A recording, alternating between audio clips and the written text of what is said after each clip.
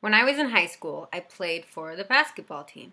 Pretty early in the season, my coach saw me checking my blood sugar like 15, 20 minutes before the game was about to start. I remember I looked up and her eyes were wide and she's looking at the blood and looking at the medical device, and you could tell she was a little freaked out. And it's not that she didn't know I had diabetes, but I must have not really checked my blood sugar much in front of her.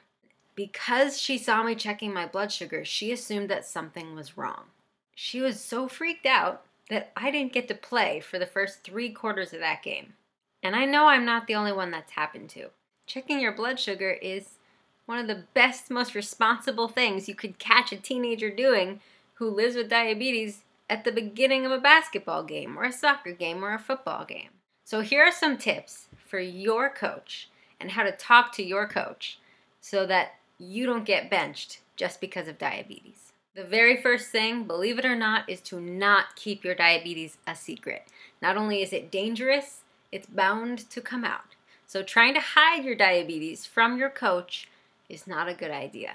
One of the best, very first things you could do after you know you're on the team and you know who your coach is contact your coach or pull them aside after one of your very first practices and say, "Hey, coach, I would really like to tell you about my diabetes so that you know why it doesn't impact my ability to be an awesome athlete, and so you know what I need in terms of support and what it looks like when I do need help and what it looks like when I don't need help."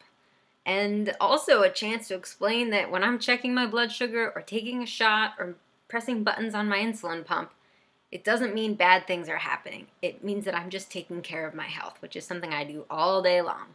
Another really important thing you could do, talk to the whole team.